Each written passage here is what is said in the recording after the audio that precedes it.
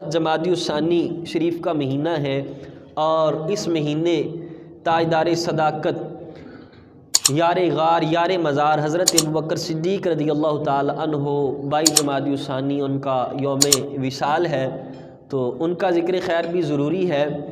تو سب سے پہلے یہ سماعت کریں کہ ہم حضرت ابوبکر صدیق کو کیوں مانتے ہیں اور پہلا خلیفہ سارے صحابہ سے افضل کیوں مانتے ہیں، غور کرنا۔ اللہ کریم کلام مجید یہ چیزیں بھی نوٹ کر کے لے کے جانا، یاد کر کے، ایسے سمجھو جیسے یہ سبق ہے، آپ نے یہ یاد کرنا ہے۔ اللہ کریم کلام مجید میں ارشاد فرماتا ہے وَإِذِ ابْتَلَىٰ إِبْرَاهِيمَ رَبُّهُ بِكَلِمَاتٍ فَأَتَمَّهُنَّ۔ اللہ فرماتا ہے کہ میں نے اپنے پیارے خلیل ابراہیم علیہ السلام کو چند باتوں کے ذریعے آزمایا۔ فرمایا جب میں نے اپنے پیارے ابراہیم علیہ السلام کی آزمائش، تو ابراہیم علیہ السلام اس آزمائش میں پورا اترے، ابراہیم علیہ السلام اس امتحان میں کامیاب ہو گئے، انہوں نے وہ امتحان پاس کر لیا۔ پھر اللہ فرماتا ہے میں نے کہا قال انی جاعلک للناس اماما، اے ابراہیم میں تجھے اب لوگوں کا امام بنانے والا ہوں، پیشوا بنانے والا ہوں۔ اب جب اللہ کریم نے ابراہیم علیہ السلام کے بارے میں یہ کہا تو ابراہیم علیہ السلام نے عرض کی کہ مالک، قال ومن ذریتی، مالک میری اولاد میں بھی امامت رکھ، میری اولاد کو بھی پیشوا بنا۔ تو اللہ کریم نے ارشاد فرمایا لا ینال عہد الظالمین، فرمایا کہ میرا عہد یہ ظالموں کو نہیں پہنچتا، ظالم امام نہیں ہو سکتا۔ ابراہیم جو تیری اولاد سے تیرے نقش قدم پر چلے گا میں اس کو امام بناؤں گا، جو ظالم ہوگا میں اس کو امام نہیں بناؤں گا۔ اب یہ چیز یہاں یاد رکھیں، ظالم امام نہیں ہو سکتا، ایک مرتبہ کہیں ظالم امام نہیں ہو سکتا۔ یہ کس نے کہا؟ اللہ نے کہا۔ یہ کلام مجید کی آیت کا مفہوم یاد رکھیں کہ ظالم امام نہیں ہو سکتا۔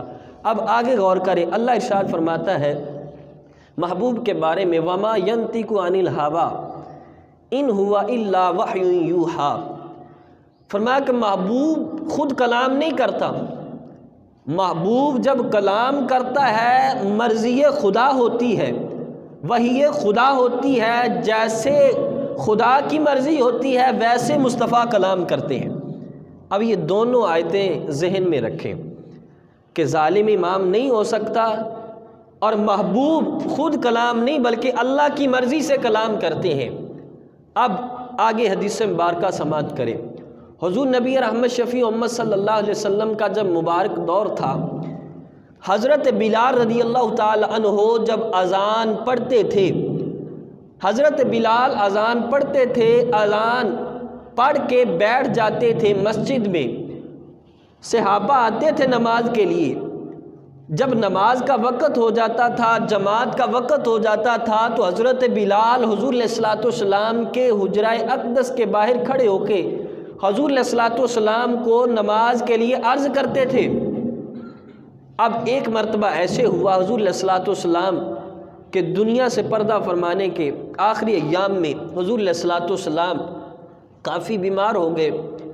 اب حضرت بلال رضی اللہ تعالی عنہ نے دی اذان، اذان کے بعد حضرت بلال بیٹھ گئے۔ اب حضرت بلال جب جماعت کا وقت ہوا تو پہلے کی طرح جب پہلے جاتے تھے حضور آئے نماز کے لیے، حضرت بلال حضور کی بارگاہ میں گئے، حضور علیہ السلام اب اپنے بستر پر ہیں، آرام فرما رہے ہیں بیماری کی وجہ سے۔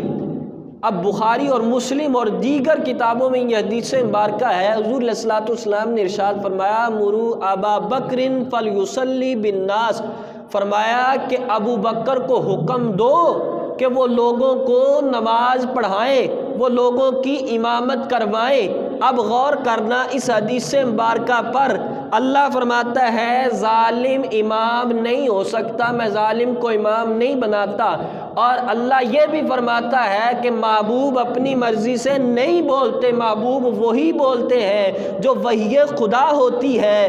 اب حضرت ابوبکر صدیق کو حضور اپنی ظاہری حیات میں مصلی پر کھڑا کر رہے ہیں، اب حضور جو کہہ رہے ہیں مروا ابا بکر فلیصلی بالناس، ابو بکر کو حکم دو کہ وہ لوگوں کو نماز پڑھائے، تو اب اللہ کی بھی یہ مرضی تھی محبوب آج تو نے نماز کے لیے نہیں جانا، بلکہ آج تم نے صحابہ کو کہنا ہے کہ آج تم نے میرے ابو بکر کو امام ماننا ہے، میرے ابو بکر کے پیچھے نماز پڑھنی ہے۔ تو یہ خدا کی بھی مرضی تھی، مصطفیٰ کی بھی مرضی تھی، اور حضور کی ظاہری حیات میں حضرت ابو بکر امام بن گئے۔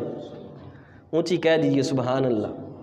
یہ چیزیں ذہن میں رکھیں کہ ہم حضرت ابوبکر صدیق کو سارے صحابہ سے افضل، پہلا خلیفہ اور کیوں مانتے ہیں؟ اس لیے کہ حضرت ابوبکر صدیق کو امام کسی اور نے نہیں، یہ اللہ رسول نے امام بنایا حضرت ابوبکر صدیق کو، اور حضور نے اپنی زندگی میں اپنے مصلے پر کھڑا کیا حضرت ابوبکر صدیق کو کہ ابوبکر تم لوگوں کو نماز پڑھاؤ، ابوبکر تم لوگوں کو نماز پڑھاؤ۔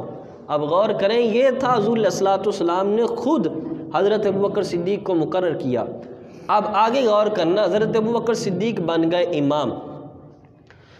اب مصلی امامت پر حضرت ابوبکر صدیق کھڑے ہو گئے۔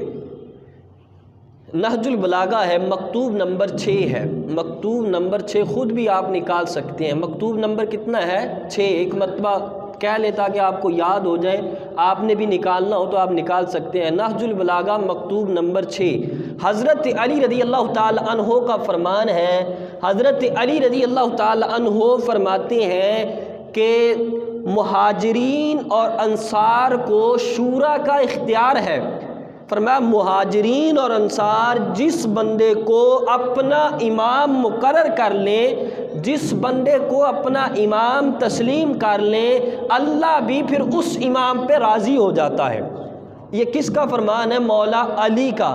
نہج البلاغہ ہے، مکتوب نمبر 6 ہے۔ مولا علی فرماتے ہیں مہاجرین اور انصار ان کو شورا کا اختیار ہے، یہ جس بندے کو امام مقرر کر لے اللہ بھی اسے امام بنا دیتا ہے، اللہ اس بندے پر راضی ہو جاتا ہے۔ حضرت ابوبکر مصلی امامت پہ کھڑے ہوئے۔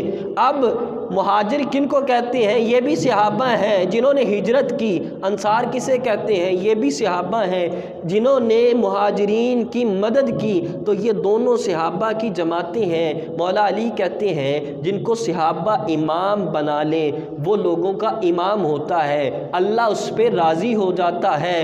یہ اللہ رسول نے پہلے امام مقرر کیا، پھر صحابہ نے حضرت ابوبکر صدیق کو امام مانا، حضرت عمر، حضرت عثمان، حضرت علی، جب یہ سارے خلیفہ ان کو امام مان کے ان کے پیچھے نمازیں پڑھتے رہے اور پھر سارے صحابہ کا اجماع ہوا، سارے صحابہ اس بات پر متفق ہوئے کہ رسول اللہ کے بعد ہم میں سب سے افضل ہستی جو ہے وہ حضرت ابوبکر صدیق ہی ہے، اور رسول اللہ کے بعد جو مصلی کے حقدار ہیں، جو امامت کے حقدار ہیں، جو پہلے خلیفہ ہیں وہ حضرت ابوبکر صدیق ہیں۔ یہ صحابہ نے اس چیز پر اتفاق کیا۔ تو حضرت ابوبکر وہ امام ہے جن کو اللہ رسول نے امام مقرر کیا، وہ امام ہے جن کو صحابہ نے امام مقرر کیا۔ اب غور کرنا، مولا علی شیر خدا ہیں، اللہ کے شیر ہیں، اور حضرت علی رضی اللہ تعالی عنہ وہ ہیں کہ جس میدان میں مولا علی اتر جاتی ہیں اللہ مولا علی کے صدقے فتح عطا فرما دیتا ہے۔ اب علی پاک کہہ رہے ہیں کہ جس کو صحابہ امام بنا لیں وہ لوگوں کا امام ہوتا ہے، اور اگر امامت حق تھا مولا علی کا تو کیا علی پاک تسلیم کرتے تھے؟ علی پاک نے ساری زندگی نمازیں پڑھی ان کے پیچھے، علی پاک نے ان کو امام مانا۔ جب علی پاک نے امام مان لیا تو جو علی پاک کا نام لیتے ہیں پھر اب وہ علی پاک کی مان لیں، ہماری نہ مانے۔ حضرت علی ساری زندگی حضرت ابوبکر صدیق کے پیچھے نمازیں پڑھتے رہے۔ مولا حسین، یزید صحیح نہیں لگا، یزید کی مخالفت کی، لیکن مولا علی نے نہ حضرت ابوبکر کی مخالفت کی، نہ حضرت عمر کی، نہ حضرت عثمان کی، بلکہ جب حضرت عثمان پر پانی بند کیا باغیوں نے تو امام حسن حسین کو پہرے کے لیے باہر دروازے پر کھڑا کیا۔ مولا علی تو اس قدر ان سے محبت فرما رہے ہیں، تو اس لیے ابوبکر بھی حق کے امام ہیں، عمر بھی حق کے امام ہیں، عثمان بھی حق کے امام ہیں، تو اس لیے یہ سارے ابوبکر، عمر، عثمان ان سب کو مولا علی حق پر تسلیم کرتے تھے۔ اور خلافت کی جو ترتیب مصطفیٰ کریم علیہ السلام نے بیان فرمائی ہے وہی ہے۔ سارے صحابہ افضل ہیں، شان والے ہیں، لیکن جیسے حضور نے فرمایا کہ ایسے ان کی شان ماننی ہے، ایسے ان کو ماننا ہے، ویسے ویسے ہم نے ماننا ہے۔ اور مولا علی کا فرمان ہے، مولا علی فرماتے ہیں، یہ بھی یاد کر کے لے جانا، مولا علی فرماتے ہیں جو بندہ میں علی کو ابو بکر اور عمر سے افضل کہے، فرمایا میں قیامت کے دن مفتری کے طور پر جو اس نے مجھ پر جھوٹ باندھا ہے، اس جھوٹ باندھنے کی وجہ سے میں اسے 80 کوڑے لگاؤں گا۔ مولا علی فرماتے ہیں میں اس بندے کو 80 کوڑے ماروں گا جو میں علی کو ابو بکر اور عمر سے افضل جانے۔ فرماتے ہیں علی سے افضل ابو بکر ہے، علی سے افضل عمر ہے، یہ مولا علی خود فرما رہے ہیں۔ جب مولا علی، اب کس میں طاقت ہے کہ مولا علی سے 80 کوڑے؟ علی کا تو ایک کوڑا کوئی برداشت نہیں کر سکتا۔ مولا علی کی شان دیکھیں، وہ خیبر کا قلعہ، وہ باہر پتھر تھا بڑا پہاڑ، اس پہ مولا علی نے لکڑی کا علم جھنڈا جب نصب کیا، کافر یہی دیکھ کے، یہودی یہی دیکھ کے کہا یہ لکڑی ہے، یہ پتھر ہے، یہ کیسے ہو سکتا ہے کہ لکڑی پتھر کے اندر چلی جائے؟ جب دیکھا تو حیران رہ گئے۔ پھر مولا علی نے خیبر کا دروازہ ایک ہاتھ سے اکھاڑا تو پتہ چل گیا کہ یہ کوئی عام نہیں ہے، یہ اللہ کا شیر ہے، یہ حیدر کرار ہے۔ تو علی کا مقابلہ کرنے کی کس میں طاقت ہے؟ کسی میں طاقت نہیں۔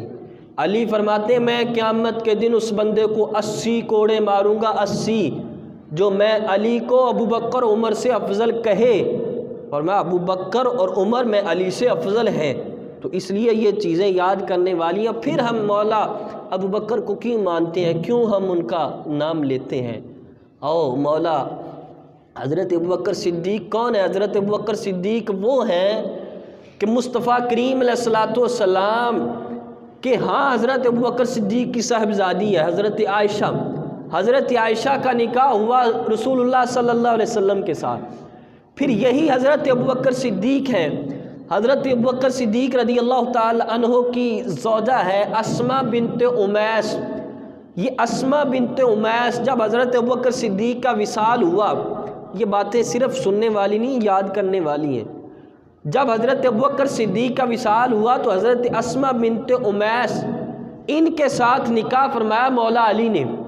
ان کا پہلے نکاح ہوا تھا حضرت علی کے بھائی حضرت جعفر کے ساتھ، جب جنگ موتا میں وہ شہید ہوئے، عدت کے بعد حضرت ابو بکر صدیق کے ساتھ نکاح ہوا۔